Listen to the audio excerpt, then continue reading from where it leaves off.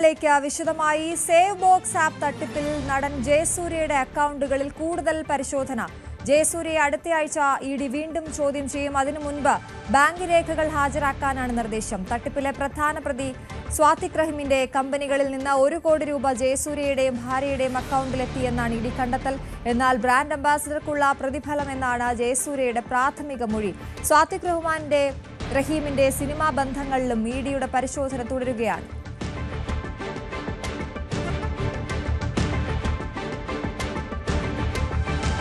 ഇതിനു മുൻപും 2 തവണ ജയസൂര്യയെ ചോദ്യം ചെയ്തിരുന്നു. അപ്പോഴൊക്കെ താൻ ബ്രാൻഡ് അംബാസിഡർ ആണെന്നും അത് അത്തരത്തിലുള്ള ഒരു കരാർ മാത്രമാണ് കമ്പനിയുമായി ഉള്ളത് എന്നുമാണ് ജയസൂര്യ ചോദ്യം ചെയ്യലിന് ശേഷം പ്രതികരിച്ചത്. അതേസമയം ജയസൂര്യയുടെയും ഭാര്യയുടെയും അക്കൗണ്ടിലേക്ക് 1 കോടിയോളം രൂപ എത്തിയെന്ന പരിശോധനയിൽ കണ്ടെത്തിയിരിക്കുന്നു. അതുകൊണ്ട് തന്നെ അതിൻ്റെ മറുപടി കൂടി ജയസൂര്യയിൽ നിന്ന് പ്രതീക്ഷിക്കുന്നു. ഏത് രീതിയിലാണ് ഈ കമ്പനിയുമായുള്ള കരാർ എന്നതടക്കമുള്ള കാര്യങ്ങൾ ചോദിച്ചറിയുമെന്നാണ് മനസ്സിലാക്കുന്നത്. എന്തായാലും സ്വാതിക് റഹീമിൻ്റെ സിനിമാ ബന്ധങ്ങളും ഇഡിയുടെ പരിശോധന പരിധിയിലുണ്ട് എന്ന് വേണം മനസ്സിലാക്കാൻ. സേവ് ബോക്സ് ആപ്പ് തട്ടിപ്പ് കേസിൽ അടുത്തയാഴ്ച വീണ്ടും ജയസൂര്യ ഇഡി ചോദ്യം ചെയ്യും. ഡാനി പോൾ ചേരുന്നു. Dani, good morning. ജയസൂര്യയെ സംബന്ധിച്ചിടത്തോളം പലതവണ നേരത്തെയും ചോദ്യം ചെയ്തിരുന്നു. ഇനിയും ചോദ്യം ചെയ്യാനുണ്ട് എന്ന് പറയുമ്പോൾ അതിന് തക്കതായ പല രേഖകളും ഇഡിക്ക് ലഭിച്ചു എന്ന് വേണ്ട മനസ്സിലാക്കാൻ. ആ രീതിയിൽ തന്നെയാണ്. കാരണം പല രേഖകളിൽ ചില ബാങ്ക് ഇടപാടുകൾ സംബന്ധിയായ കാര്യങ്ങളിൽ ചില സംശയങ്ങൾ ഇഡിക്ക് ഉണ്ട്. പ്രത്യേകിച്ച് ഇവരുടെ ഒരു തുക 1 കോടിയോടെ ഏതാണ്ട് 75 ലക്ഷത്തിലധികം രൂപ സ്വീകരിച്ചതുമായി ബന്ധപ്പെട്ടുകൊണ്ട് ബാങ്ക് രേഖകൾ കണ്ടെത്തിയിട്ടുണ്ട്. ബാങ്ക് രേഖകളിൽ ജയസൂര്യയുടെയും ഒപ്പം തന്നെ ഭാര്യയുടെയും അക്കൗണ്ടുകളിലേക്കാണ് ഈ തുക വന്നിട്ടുള്ളത്.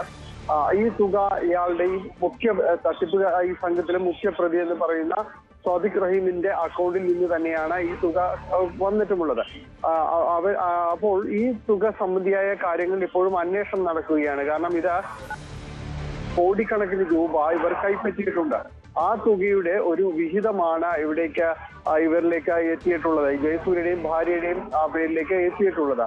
അങ്ങനെയെങ്കിൽ ഇവർ കൂടി സ്വാഭാവികമായും ഈ നിയമത്തിന്റെ പരിധിയിൽ വരുന്നതാണ്, വകുപ്പുകളിൽ വരുന്നതാണ്. ആ പണം സ്വീകരിക്കപ്പെട്ടവരും ഇതിലേക്ക് സ്വാഭാവികമായും നടപടിക്രമങ്ങൾ നേരിടേണ്ടി വരുന്ന ഒരു സ്ഥിതിയാണുള്ളത്. ജയസൂര്യ നൽകിയിരിക്കുന്ന ഒരു മൊഴി എന്ന് പറയുന്നത്, ജയസൂര്യയുടെയും ഭാര്യയുടെയും മൊഴി എന്ന് പറയുന്നത്, തങ്ങൾക്ക് ആ പണത്തിൻ്റെ ഒരു ഉറവിടം സംബന്ധിയായ കാര്യങ്ങൾ തങ്ങൾക്ക് അറിയില്ല. തങ്ങൾ ഒരു ബ്രാൻഡ് അംബാസിഡർ എന്ന രീതിയിലേക്ക് ഈ കമ്പനിയുമായിട്ട് ചേർന്ന് പ്രവർത്തിക്കുകയും മറ്റു പല താരങ്ങളും ഇതുപോലെ ഈ പല ഇവരുടെ പ്രൊമോഷൻ പരിപാടികളിലടക്കം പങ്കെടുക്കുകയും ചെയ്തിട്ടുണ്ട്. അപ്പോൾ ഈ ഒരു കാര്യം മാത്രമേ തങ്ങൾ ചെയ്തിട്ടുള്ളൂ. അതിന് പ്രതിഫലമായി കിട്ടിയ തുകയാണിത്. വാഗ്ദാനം ചെയ്ത തുക പൂർണ്ണമായും ലഭിച്ചിട്ടുമില്ല. ഇങ്ങനെയൊരു സാഹചര്യമാണുള്ളത്. അപ്പോൾ ഈ ഒരു സാഹചര്യത്തിൽ തനിക്ക് ഇതിൻ്റെ ഒരു ഉറവിടം സംബന്ധിയായ കാര്യങ്ങളെ തനിക്ക് അറിയില്ലായിരുന്നു എന്നതാണ് ജയസൂര്യ പറഞ്ഞിരിക്കുന്നത്. എന്തായാലും ജയസൂര്യയുടെ മൊഴി വിശദമായി പരിശോധിക്കുന്നതോടൊപ്പം തന്നെയാണ് ഈ മാസം 7-ന് മുൻപായിട്ട് ഈ ഇടപാടുകൾ സംബന്ധിയായ കാര്യങ്ങൾ, ഇവരുമായി നടത്തിയിട്ടുള്ള ബാങ്ക് ഇടപാടുകളും കാര്യങ്ങളും ഒപ്പം തന്നെ ഈ കരാറിൻ്റെ രേഖകൾ ഇതെല്ലാം തന്നെ വിശദമായിട്ട് പരിശോധിക്കേണ്ടതുണ്ട് എന്ന് പറഞ്ഞിട്ടുണ്ട്.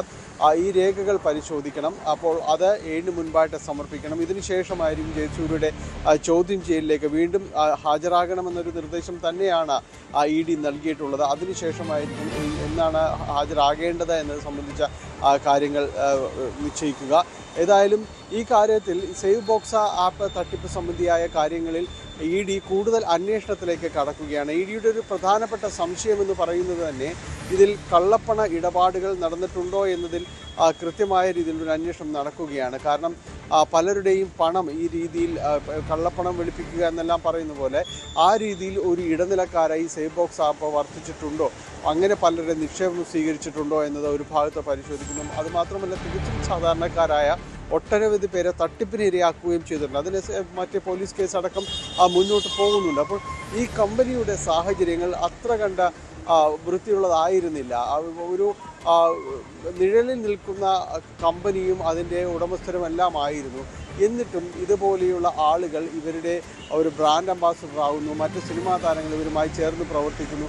അതാണ് ED വീണ്ടും ചോദ്യം ചെയ്യുന്നത്. കാരണം ഇവർക്കൊന്നും ഇത്തരം സാഹചര്യങ്ങളെക്കുറിച്ച് അറിയില്ലായിരുന്നു എന്നൊരു ചോദ്യം ഒരു ഭാഗത്ത് ഉയരുകയും അതോടൊപ്പം തന്നെയാണ് ഇവർക്ക് മറ്റേതെങ്കിലും രീതിയിലുള്ള പങ്കാളിത്ത സ്വഭാവം ഇതിലുണ്ടായിരുന്നു എന്നതും കൂടി ED പരിശോധിക്കുന്നുണ്ട് അന്വേഷണത്തിൻ്റെ ഭാഗമായിട്ട്.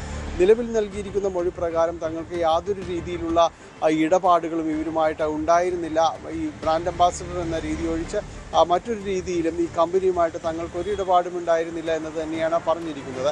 ഏതായാലും അത് അന്വേഷിച്ചും തെളിവുകൾ പരിശോധിച്ചും മാത്രമാണ് അത് സ്ഥിരീകരിക്കേണ്ടത്.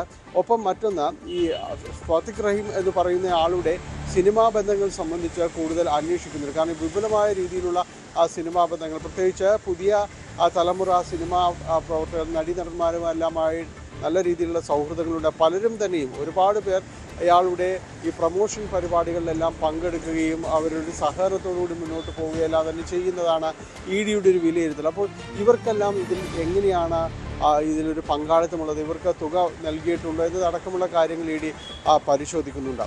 എന്തായാലും സേഫ് ബോക്സ് ആപ്പ് എന്നത് സംബന്ധിയായ കാര്യങ്ങളിൽ അതിൻ്റെ ഒരു നിക്ഷേപ തട്ടിപ്പിനപ്പുറത്തേക്ക് മറ്റെന്തെങ്കിലും മാനമുണ്ടോ എന്ന് തന്നെയാണ് ED പരിശോധിക്കുന്നത്.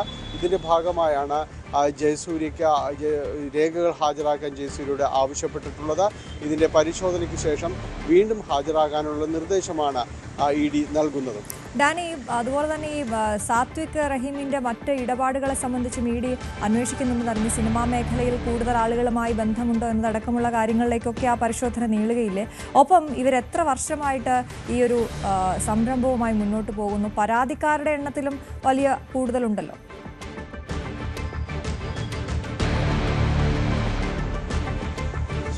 ഇക്കാര്യത്തിൽ ഇയാളുടെ സിനിമാ ബന്ധങ്ങൾ സംബന്ധിച്ച് കൂടുതൽ അന്വേഷിക്കുന്നത്, ഇയാൾ സിനിമാ മേഖലയിൽ കുറച്ച് സജീവമായിരുന്നു. പ്രത്യേകിച്ച് ഇവർക്കിടയിൽ ഒരു മോട്ടിവേഷൻ സ്പീക്കർ എന്നൊക്കെ ഇയാളെ വിളിച്ചിരുന്നു എന്നതാണ് പറയുന്നത്. 2 സിനിമകളിൽ മുഖം കാണിച്ചിട്ടുണ്ട്. പുതിയതായി ഇറങ്ങിയ സിനിമകൾ കുറച്ച് നാൾ മുൻപ് ഇറങ്ങിയതാണ് ഗൗതമിൻ്റെ രഥം, അതോടൊപ്പം ജാക്ക് ആൻഡ് ജിൽ എന്ന് പറയുന്ന 2 പടങ്ങളിൽ ഇദ്ദേഹം മുഖം കാണിച്ചിട്ടുണ്ടെന്ന് പറയുന്നു. പിന്നെ ഈ പ്രൊഡക്ഷൻ ഡിസൈനർ എന്ന രീതിയിലെല്ലാം പല സിനിമകളുമായി ഇയാൾ സഹകരിച്ചിട്ടുണ്ട്. അങ്ങനെ ഉണ്ടാക്കിയെടുത്ത ഒരു വലിയ ബന്ധം ഈ സിനിമാ താരങ്ങൾക്കിടയിലുണ്ട്. വളരെ പെട്ടെന്ന് ഇയാൾക്ക് സംസാരിച്ച് ആരെയും വീഴ്ത്താൻ കഴിയുമെന്നൊക്കെയാണ് പറച്ചിൽ. അപ്പോൾ ആ രീതിയിൽ പലരും തന്നെ ഇയാളുടെ അടുത്ത സുഹൃത്തുക്കളായി മാറിയിട്ടുണ്ട്. ഈ സുഹൃത്തുക്കളായി മാറിയ ഭൂരിഭാഗം പേരെയും തന്നെ ഇയാളുടെ കമ്പനിയുടെ ഈ പ്രൊമോഷൻ പരിപാടികൾക്ക് ഉപയോഗിച്ചിട്ടുണ്ട്. അവരുടെ ചടങ്ങുകളിൽ വരിക, അവർക്ക് സമ്മാനങ്ങൾ നൽകുക, അങ്ങനെ പലരും തന്നെ ഇതിലേക്ക് വരികയും ചെയ്തു. ഈ സമ്മാനപ്പൊതി പോലും ഇടയ്ക്ക് പരാതിയിലേക്ക് വന്നിരുന്നു. പഴയ ഐഫോൺ സമ്മാനമായി പുതിയ പാക്കറ്റിട്ട് നൽകിയെന്നുള്ള ആ രീതിയിലുള്ള ആക്ഷേപങ്ങളും ഇയാൾ കേട്ടിരുന്നു. പക്ഷേ ഇതെല്ലാം തന്നെ ഇയാൾ മുന്നോട്ട് കൊണ്ടുപോവുകയും ചെയ്തിരുന്നു. അപ്പോൾ ഈ രീതിയിലൊരു ബന്ധങ്ങളെല്ലാം ഉണ്ടാക്കിയെടുത്ത ആളാണ്. അതുകൊണ്ട് തന്നെ സിനിമാക്കാർക്ക് എത്ര കണ്ട ഇയാളുടെ ഈ ഒരു തട്ടിപ്പ് അറിയാമായിരുന്നു എന്നതെല്ലാം സംശയമുണ്ട്.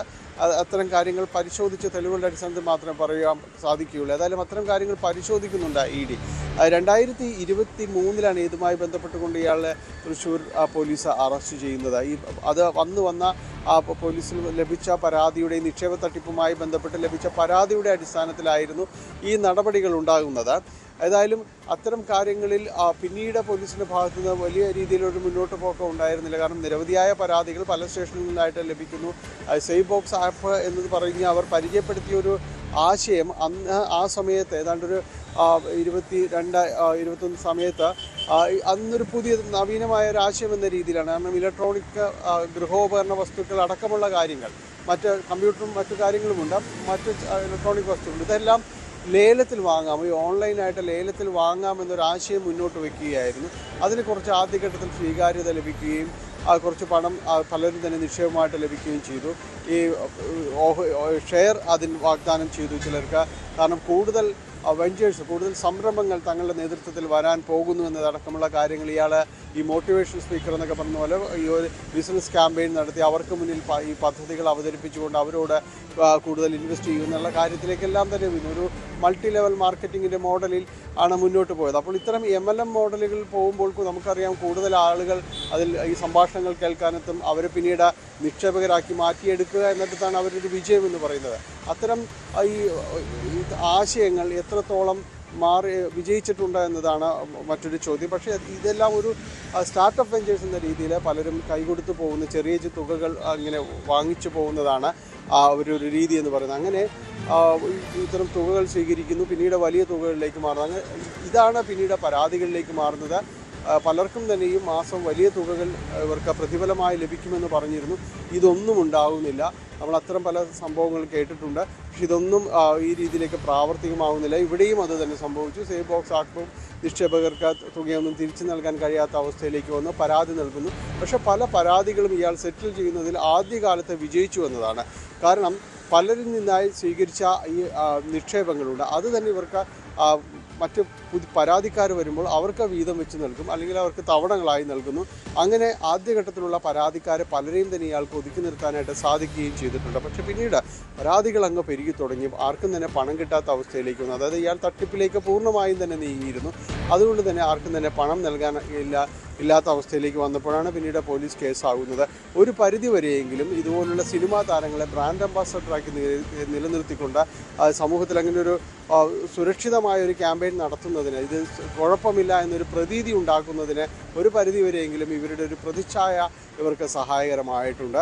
അവിടെ തന്നെയാണ് ഇഡിയുടെ പ്രധാന സംശയവും. ഇങ്ങനെയൊരു തട്ടിപ്പ് സംരംഭത്തിന് ഇവർ കൂട്ടുനിൽക്കുകയായിരുന്നു എന്ന ചോദ്യമാണ്. അതിൻ്റെ ഒരു ഉത്തരമാണ് ഇഡി അന്വേഷിക്കുന്നത്. അതിൻ്റെ ഭാഗമായിട്ട് തന്നെയാണ് ഇപ്പോൾ നമ്മൾ കാണുന്ന തുടർച്ചയായുള്ളൊരു ചോദ്യം ചെയ്യലടക്കമുള്ള കാര്യങ്ങൾ മുന്നോട്ട് പോകുന്നത്. ശരി, ഡാനി പോളാണ് വിശദവിവരങ്ങൾ നൽകിയത്.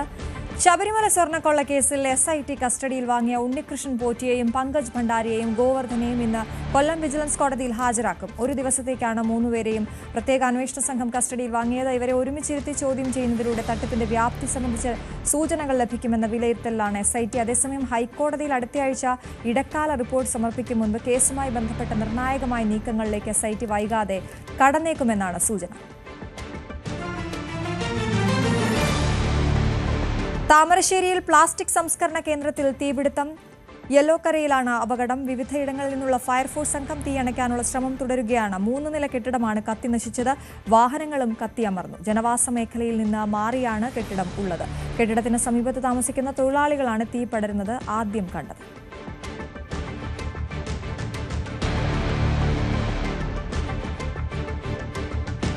എല്ലാ പ്രേക്ഷകർക്കും ന്യൂസ് 18ന്റെ പുതുവത്സരാശംസകൾ.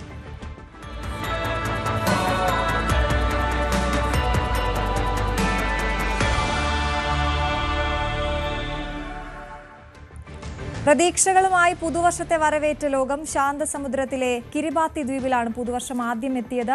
ഇന്ത്യൻ സമയം ഇന്നലെ വൈകിട്ട് 3:30 പുതുവർഷം പിറന്നത്. ശേഷം ന്യൂസിലാൻഡിലും ഓസ്ട്രേലിയയിലും പുതുവർഷം എത്തി.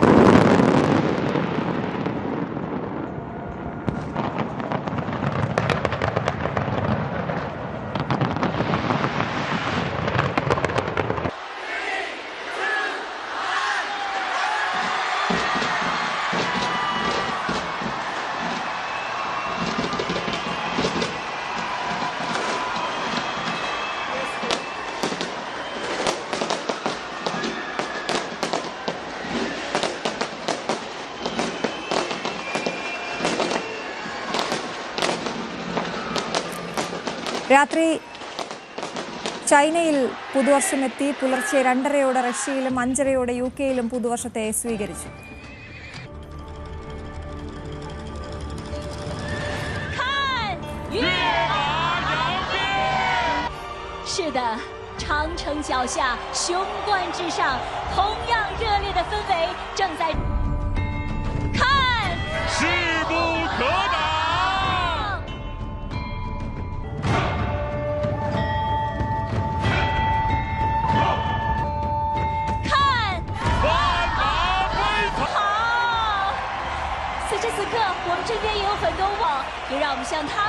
送出新年的祝福，朋友们 ，Happy City with your own eyes.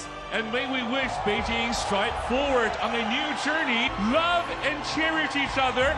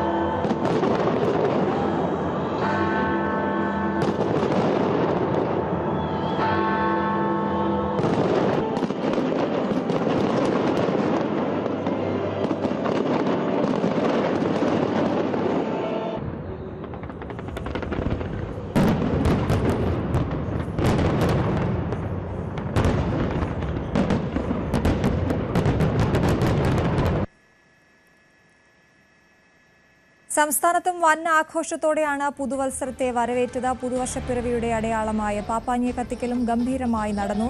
Fort കൊച്ചിയിലും കോവളത്തുമാണ് പടുകൂറ്റൻ പാപ്പാഞ്ഞിമാരെ കത്തിച്ചത്. ഫോർട്ട് കൊച്ചിയിൽ ഇത്തവണ വെളി മൈതാനത്തും പരേഡ് ഗ്രൗണ്ടിലും പാപ്പാഞ്ഞിയെ കത്തിച്ചു. 2 ലക്ഷം പേരാണ് ഫോർട്ട് കൊച്ചിയിൽ പുതുവത്സരം ആഘോഷിക്കാനെത്തിയത്.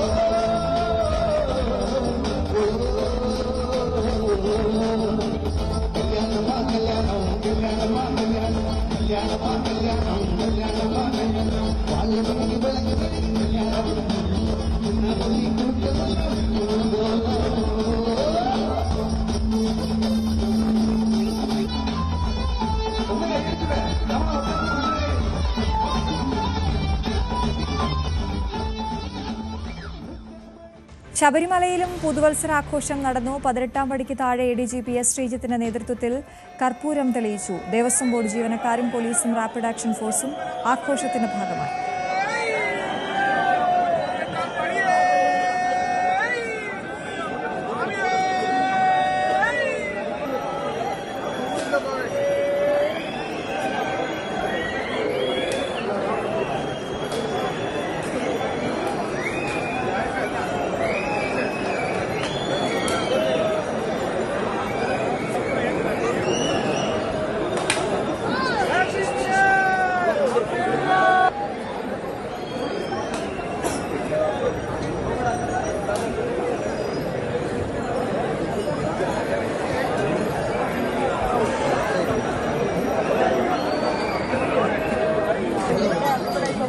Happy New Year!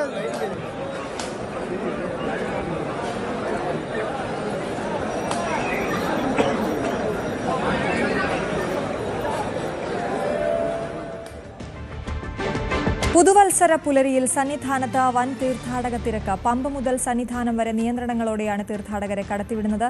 ഇന്നലെ 90,350 പേരാണ് ദർശനം നടത്തിയത്. ശബരിമല സന്നിധാനത്ത് പുതുവത്സര ദിനത്തിൽ വലിയ തിരക്കാണ് അനുഭവപ്പെടുന്നത്. മണിക്കൂറിൽ 3000-ലധികം പേർ സന്നിധാനത്തേക്ക് എത്തുന്നുണ്ട്. 7 മണിവരെയുള്ള കണക്കനുസരിച്ച് ഏതാണ്ട് 20,000-ലധികം പേർ ഇതുവരെ ദർശനം നടത്തി കഴിഞ്ഞിരിക്കുന്നു. ഇന്നലെ വലിയ തിരക്ക് അനുഭവപ്പെട്ട ദിവസമാണ്. 90,000-ലധികം പേരാണ് ഇന്നലെ ദർശനത്തിനെത്തിയത്. തിരക്ക് കൂടിയ സാഹചര്യത്തിൽ നിലയ്ക്കലും പമ്പയിലും തീർത്ഥാടകർക്ക് നിയന്ത്രണം ഏർപ്പെടുത്തിയിട്ടുണ്ട്. പലപ്പോഴും പലയിടങ്ങളിലായിട്ട് മണിക്കൂറുകൾ കാത്തു നിൽക്കേണ്ട സാഹചര്യമാണ് നിലവിലുള്ളത്. ആ സന്നിധാനത്തേക്കുള്ള ഭക്തരുടെ ആ ക്യൂ അത് ഏതാണ്ട് മരക്കൂട്ടവും പിന്നിട്ട് ശബരി പീഠത്തിലേക്ക് എത്തിയിട്ടുണ്ട്. അവിടെ നിന്നും മണിക്കൂറുകളുടെ ഇടവേളയിൽ മാത്രമാണ് സന്നിധാനത്തേക്ക് അയ്യപ്പന്മാരെ കടത്തിവിടുക. അതായത് പമ്പയിൽ നിന്നും സന്നിധാനത്തെത്തി ദർശനം നടത്തി മടങ്ങുവാൻ ഏതാണ്ട് 5-6 മണിക്കൂർ എടുക്കുന്ന ഒരു സാഹചര്യമാണ് നിലവിലുള്ളത്. വലിയ തിരക്ക് അനുഭവപ്പെടുന്നുണ്ട്. കഴിഞ്ഞ ദിവസങ്ങളിലൊക്കെ വിർച്വൽ ക്യൂ ബുക്കിംഗ് അത് 80,000-ന് മുകളിലേക്ക് എത്തിയിരുന്നു. ഈ ഒരു ദിവസങ്ങളിലെ തിരക്ക് മുൻനിർത്തി വലിയ മുന്നൊരുക്കങ്ങളും സുരക്ഷാ മുന്നൊരുക്കങ്ങളും ഇവിടെ നടത്തിയിട്ടുണ്ട്. ഇനിയുള്ള ദിവസങ്ങളിലും സമാനമായ തിരക്ക് ഉണ്ടാകുമെന്ന് തന്നെയാണ് കണക്കാക്കുന്നത്. അതുകൊണ്ട് തന്നെ പമ്പയിൽ നിന്നും സന്നിധാനത്തെത്താൻ ഏറെ സമയമെടുക്കുമെന്ന് ഉറപ്പാണ്. പമ്പ മുതൽ സന്നിധാനം വരെ വിവിധയിടങ്ങളിൽ ഒരുപാട് സമയം കാത്തു നിൽക്കേണ്ട സാഹചര്യം തന്നെയാണ് നിലവിലുള്ളത്. എന്നാൽ സന്നിധാനത്തെത്തിയാൽ ദർശനം നടത്തി മടങ്ങുവാൻ സുഗമമായ സാഹചര്യങ്ങളും ഇവിടെ ഒരുക്കിയിട്ടുണ്ട്. എത്തുന്നവർക്കെല്ലാം വളരെ വേഗത്തിൽ ദർശനം നടത്തി നെയ്യഭിഷേകം നടത്തി മടങ്ങിപ്പോകാവുന്ന അവസ്ഥയാണ്. പക്ഷേ പമ്പയിൽ നിന്ന് സന്നിധാനത്തേക്ക് എത്തുവാൻ മണിക്കൂറുകൾ എടുക്കുന്ന സാഹചര്യം തന്നെയാണ് നിലനിൽക്കുന്നത്. സന്നിധാനത്ത് നിന്നും CV അനുമോദ്, ന്യൂസ് 18. രാജ്യത്ത് ഏറ്റവും അധികം പോസ്റ്റ് കാർഡുകൾ വിറ്റഴിയുന്ന പോസ്റ്റ് ഓഫീസാകും ശബരിമല സന്നിധാനത്തെ സ്വാമി അയ്യപ്പന്റെ സ്വന്തം പോസ്റ്റ് ഓഫീസ്. മണ്ഡല മകരവിളക്ക് കാലത്തും വിഷു സമയത്തും മാത്രം പ്രവർത്തിക്കുന്ന ഈ പോസ്റ്റ് ഓഫീസിൽ ദിനംപ്രതി വിറ്റഴിയുന്നത് ആയിരക്കണക്കിന് പോസ്റ്റ് കാർഡുകളാണ്. ശബരിമലയിലെ 18-ാം പടിയുടെ ചിത്രമാലേഖനം ചെയ്ത് സീൽ പതിപ്പിച്ച പോസ്റ്റ് കാർഡിൽ വീട്ടിലേക്കും പ്രിയപ്പെട്ടവർക്കുമെല്ലാം ആശംസകളും എഴുതി അയക്കാൻ വലിയ തിരക്കാണ് അനുഭവപ്പെടുന്നത്. ഏറ്റവും കൂടുതൽ പോസ്റ്റ് കാർഡുകൾ ചെലവാകുന്ന പോസ്റ്റ് ഓഫീസ് ഏതാണെന്ന് ചോദിച്ചാൽ നമ്മുടെ ശബരിമല സന്നിധാനത്തെ ശബരിമല 68-307 ഭയങ്കര തിരക്കാണ് ഇവിടെ. പുതുവത്സര ആഘോഷത്തിന്റെ ഭാഗമായിട്ട് പോസ്റ്റ് കാർഡില് കത്തയക്കുവാനും ആശംസ അയക്കുവാനൊക്കെ വലിയ തിരക്കാണ് വരുന്നത്. പക്ഷേ ഏറ്റവും കൂടുതൽ പോസ്റ്റ് കാർഡ് ചെലവാകുന്ന പോസ്റ്റ് ഓഫീസ് കാഴ്ചകളും കാര്യങ്ങളൊക്കെ ഒന്ന് കണ്ടല്ലോ.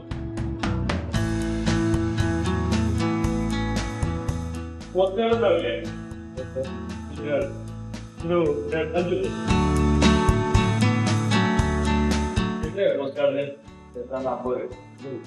ആദ്യമായിട്ടായിരിക്കും ഇവിടെ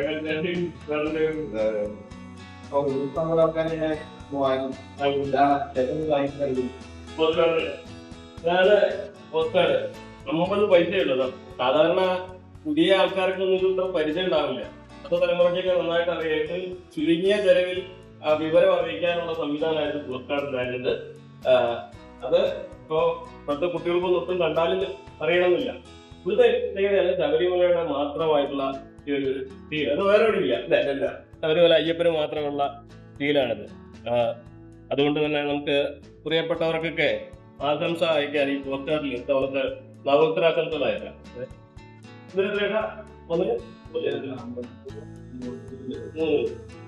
₹3 രൂപയുടെ നമ്മള് അയക്കാൻ വേണ്ടിയിട്ടാണ്. ഇവിടെ പോസ്റ്റ് കാർഡ് ഇവിടെ മാത്രമേ ഉണ്ടാവില്ല. എല്ലാ പോസ്റ്റേജും ഉണ്ട്. പക്ഷേ ഇവിടുത്തെ ഈ അയ്യപ്പന്റെ സ്റ്റാമ്പ് കാരണമാണ് എല്ലാ ഉണ്ടായി.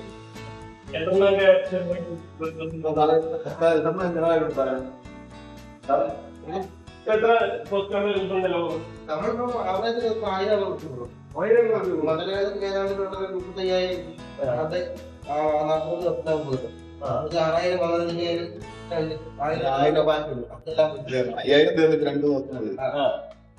അതിൽ ഫീല് അടിക്കുന്ന നല്ലതല്ലേ?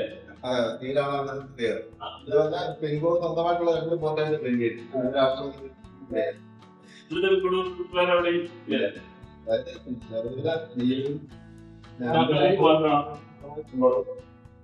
അവിടുന്ന് നമുക്ക് ഈ പുതുവത്സരാശംസകൾ അയക്കാൻ ഏറ്റവും അതിനൊപ്പം ഏറ്റവും തിരക്കില്ലേ? എല്ലാരും അവരവരുടെ സങ്കടങ്ങള് എല്ലാം അയ്യപ്പന് കത്ത് അയക്കുന്നത് ഞാൻ കേട്ടിട്ടുണ്ട്. അയ്യപ്പന് ഈ ബിസിനസിന്റെ കാര്യങ്ങൾ ഒന്ന് കത്ത് അയക്കുന്നത് പിന്നെ പല അതെ അവിടെ തീലടിക്കുന്നത് കാണാം. നമുക്ക് തീലടിക്കുന്നത് കാണാം. ഇതൊരു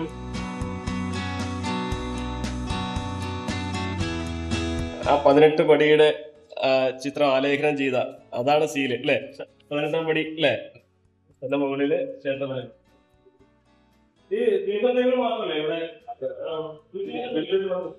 ഇതാണ് ശബരിമലയിലെ പോസ്റ്റ് ഓഫീസിന്റെ സീൽ. 18-ാം പടിയുടെ ചിഹ്നമുള്ള ശബരിമല എന്ന് എഴുതിയ സീൽ ഇതാണ്. ഇതാണ് ഇപ്പോഴത്തെ ഏറ്റവും വലിയ ആകർഷണം.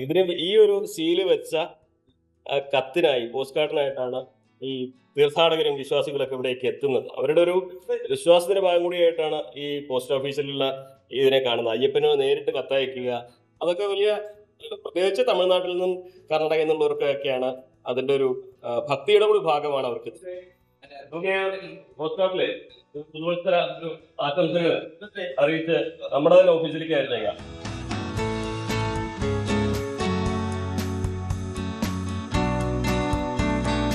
നമുക്കിത് പോസ്റ്റ് ചെയ്യാം. അപ്പോ നമ്മൾ ഈ പുതുവത്സര ആശംസകളുള്ള ഈ കാർഡ് പോസ്റ്റ് ചെയ്യാണ്. 2 ദിവസം ഇപ്പോഴായിരിക്കും, ഒരുപാട് കാലത്തിന് ശേഷം കേട്ടോ പോസ്റ്റ് ചെയ്തു. എന്നാണെങ്കിലും ശബരിമലയിൽ നിന്നുള്ള ഈ പുതുവത്സര ആശംസ ഇത്രയും വേഗം എല്ലാ പ്രിയപ്പെട്ടവരിലേക്ക് എത്തട്ടെ. സന്നിധാനത്തിൽ CB അനുമോൾ, ന്യൂസ് 18. മറ്റു വാർത്തകളിലേക്ക് എത്താം ഇടവേളയ്ക്ക് ശേഷം.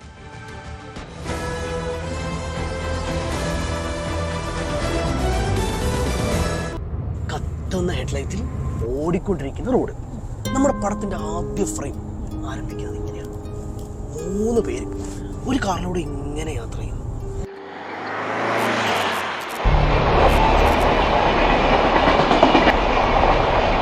പെട്ടെന്ന് ഇതാ എന്തോ കണ്ട് ബ്രേക്ക് ചവിട്ടുന്നു. എന്തുവാടേ, അവനല്ലേ പറഞ്ഞത്, നീ എന്തിനാ ചവിട്ടുന്നേ?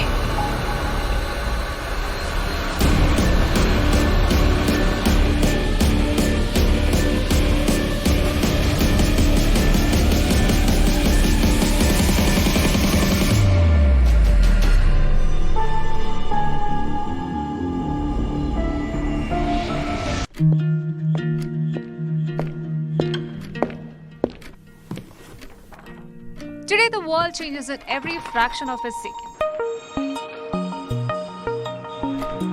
തീരുമാനങ്ങൾ, സംഭവങ്ങൾ, അതിവേഗ മാറ്റങ്ങൾ, പ്രതിസന്ധികൾ, ഉയരുന്ന ശബ്ദങ്ങൾ.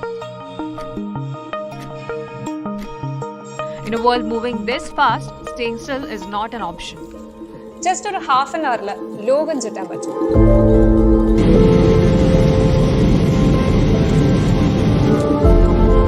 Maybe possible in future. ഇതിപ്പോ ഇത്ര സിമ്പിൾ ആയിട്ട് പറയാൻ ഞാൻ ഇലോൺ മസ്ക് ഒന്നല്ലല്ലോ. But I can offer something good. അരമണിക്കൂറിൽ ലോകം നിങ്ങളിലേക്ക് എത്തിക്കാം.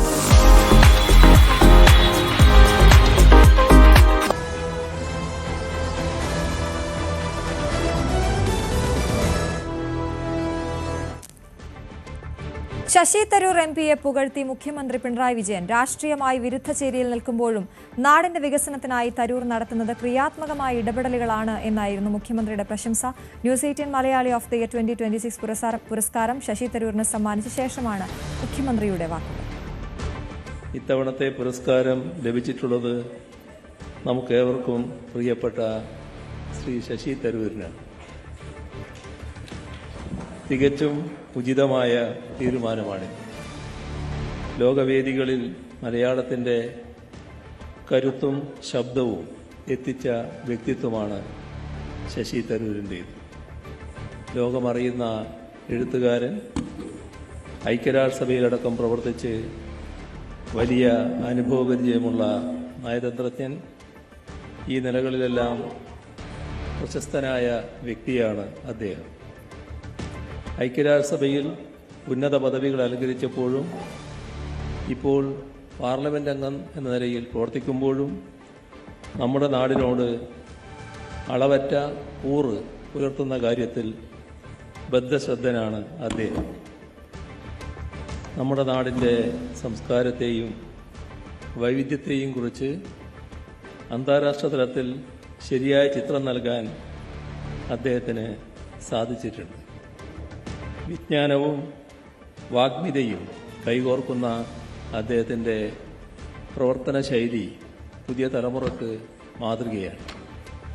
രാഷ്ട്രീയ അഭിപ്രായ വ്യത്യാസങ്ങൾക്കപ്പുറം കേരളത്തിൻ്റെ പൊതുവായ വികസന കാര്യങ്ങളിലും നമ്മുടെ നാടിൻ്റെ തനിമ ഉയർത്തിപ്പിടിക്കുന്നതിലും അദ്ദേഹം കാണിക്കുന്ന താല്പര്യം എടുത്തു പറയേണ്ടതാണ്. രാഷ്ട്രീയത്തിൽ അഭിപ്രായ വ്യത്യാസങ്ങൾ ഉണ്ടാകും, പക്ഷേ ആത്യന്തികമായ ലക്ഷ്യം സമൂഹത്തിന്റെ നന്മയാകണമെന്ന് ശശി തരൂർ MP. വിശ്വപൗരൻ എന്നറിയപ്പെടുന്നതിനേക്കാൾ ഇന്ത്യൻ പൗരൻ എന്നറിയപ്പെടാനാണ് ഇഷ്ടമെന്ന് news 18 Malayali of the year പുരസ്കാരം സ്വീകരിച്ച ശേഷം ശശി തരൂർ പറഞ്ഞു. ശ്രീ നാരായണ ഗുരു എപ്പോഴും പറയില്ലേ, മതമേതായാലും മനുഷ്യൻ നന്നായാൽ മതിയെന്ന്. അതുപോലെ ഞാൻ പറയട്ടെ, രാഷ്ട്രീയം ഏതായാലും രാഷ്ട്രം നന്നായാൽ മതി. അതാണ് എൻ്റെ വിശ്വാസം. ആ വിശ്വാസത്തിലാണ് ഞാൻ എൻ്റെ എല്ലാ തെരഞ്ഞെടുപ്പിലും എൻ്റെ എല്ലാ പ്രവർത്തനത്തിലും കാണിക്കാൻ ശ്രമിച്ചത്. ഞാൻ ചിലപ്പോൾ പാർട്ടിയുടെ പരിധികൾ ക്രോസ് ചെയ്തിട്ടായിരിക്കും മറ്റേവരെക്കുറിച്ച് നല്ല വാക്കുകൾ പറയണത്. അത് എല്ലാവർക്കും ഇഷ്ടപ്പെടാൻ ആവശ്യമില്ല. പക്ഷെ ഞാൻ എൻ്റെ മനസ്സിൽ എൻ്റെ പൂർണ്ണ വിശ്വാസത്തോടെയാണ് ഞാൻ ഈ കാര്യങ്ങളൊക്കെ പറയുന്നത്. എപ്പോഴും കേരളത്തിൻ്റെ നന്മ, ഭാരതത്തിൻ്റെ നന്മയ്ക്ക് വേണ്ടിയിട്ടാണ് ഞാൻ നിൽക്കുന്നത്. എനിക്ക് ഒരു ഭാരതീയ പൗരനായിട്ടും ഒരു മലയാളിയായിട്ടും ഞാൻ കാണുന്നത് ഇതാണ്: പ്രവർത്തിക്കണം, പഠിക്കണം, പക്ഷേ നാടിൻ്റെ നന്മയ്ക്ക് വേണ്ടി എപ്പോഴും നിൽക്കണം. മലയാളത്തിലെ മുഖ്യധാരാ മാധ്യമങ്ങളിൽ പലതും വസ്തുതകളും യാഥാർത്ഥ്യങ്ങളും മറച്ചുവെക്കുന്നുവെന്ന് മുഖ്യമന്ത്രി. സംസ്ഥാനത്തെ ഏതുവിധേനയും തകർക്കാൻ ശ്രമിക്കുന്ന ഒരു വിഭാഗമുണ്ട്, അതിൽ ചില മാധ്യമങ്ങളുമുണ്ടെന്നും news 18 Malayali of the year പുരസ്കാരദാന ചടങ്ങിൽ മുഖ്യമന്ത്രി പറഞ്ഞു.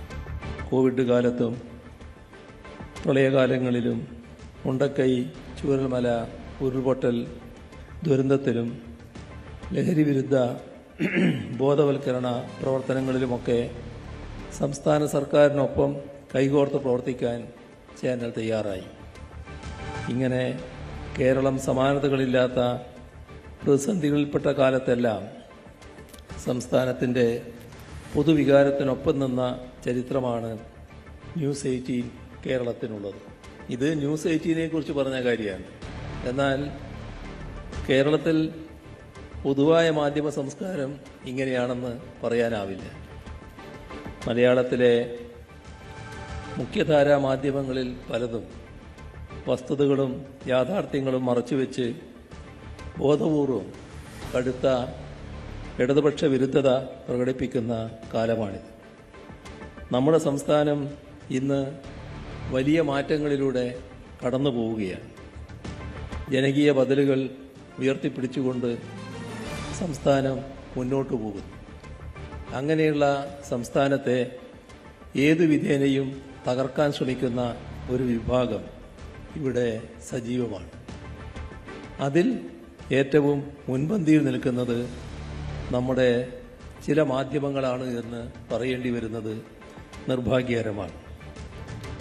ന്യൂസ് 18 കേരളത്തെ പ്രശംസിച്ച മുഖ്യമന്ത്രി മാധ്യമപ്രവർത്തനം എന്നത് വാർത്ത നൽകുക എന്നതിനപ്പുറം സാമൂഹിക പ്രതിബദ്ധത ഉയർത്തിപ്പിടിക്കുക എന്നതുകൂടിയാണ്. അതിൽ ന്യൂസ് 18 മികച്ച പ്രവർത്തനമാണ് നടത്തുന്നതെന്നും മുഖ്യമന്ത്രി പറഞ്ഞു.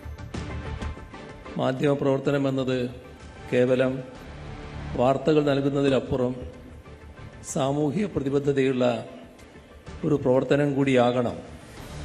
ആ ഉത്തരവാദിത്വം ശരിയായ രീതിയിൽ നിറവേറ്റാൻ ന്യൂസ് 18 ശ്രമിക്കുന്നു എന്നത് സന്തോഷകരമാണ്. വിവാദങ്ങൾക്കപ്പുറം ജനകീയമായ വിഷയങ്ങൾ ഏറ്റെടുക്കാനും നമ്മുടെ നാടിൻ്റെ നേട്ടങ്ങളെ അടയാളപ്പെടുത്താനും ഈ ചാനൽ നടത്തുന്ന ശ്രമങ്ങൾ സ്വാഗതാർഹമാണ്. തുടക്കം മുതൽക്ക് നാടിനോടുള്ള പ്രതിബദ്ധത പുലർത്തിപ്പോരുന്ന മാധ്യമ സ്ഥാപനമാണ് ന്യൂസ് 18 കേരളം. വർഗീയത ചെറിയ തോതിൽ ആളുകളെ സ്വാധീനിക്കുന്നെന്നും ഇത് നാടിനെ എങ്ങോട്ടെത്തിക്കുമെന്നും മുഖ്യമന്ത്രി പറഞ്ഞു. ഷൂ അഴിച്ചുവെച്ച് പ്രധാനമന്ത്രി പള്ളിയിൽ കയറി. അപ്പോൾ തനിക്ക് ഓർമ്മ വന്നത് ദീപികയുടെ മുഖപ്രസംഗമാണെന്നും മുഖ്യമന്ത്രി പറഞ്ഞു.